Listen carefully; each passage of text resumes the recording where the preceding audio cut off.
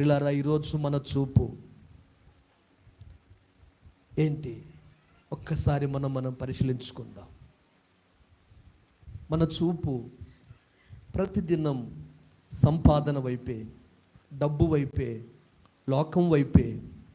మన చూపు అసూయ చూపు అయితే మనం దీవింపబడం. ప్రియులారా, ఈ దొంగ చూపు ఏంటంటే, నేను వాస్తవానికి పాపం చేశాను, నేను శిక్ష పొందడం వాస్తవమే, కానీ యేసు క్రీస్తు అనబడినటువంటి వ్యక్తిని ఆయన ఏ పాపం చేయలేదు, ఆయన సిలువ వేశారు అని ఆ దొంగ అక్కడక్కడే ఆ క్షణములోనే, ఆ గడిగలోనే పిల్లరా ప్రశ్చాత్తాపడి క్షమాపణ పొంది యేసుని చూచుచూ ఉన్నాడు. హల్లెలూయా. ఈ ఉదయకాలపు వేళలో, ఈ పునరుద్ధాన దినమందు పిల్లరా ప్రతి ఘోర పాపిని క్షమించడానికి సమర్థుడు ఆయన, జీవము కలిగిన దేవుడు.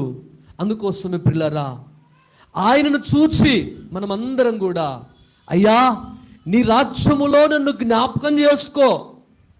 ఆయనను చూచి పిల్లరా ఈ రాజ్యం, ఈ లోకం పిల్లరా అశాశ్వతమైనది. ఒక దినం మనమందరం కూడా ఆ నిత్య రాజ్యములో యుగ యుగములు మనం ఉండాలి.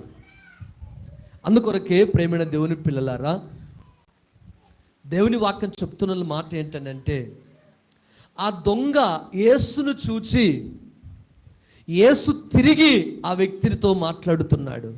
ఈరోజు మనం కూడా యేసు వైపు చూచితే పిల్లరా, దేవుడు మన వైపు చూచి మనల్ని ఎంతగానో దీవించడానికి ఆయన మంచి మనస్సు కలిగిన దేవుడు. ప్రియులారా,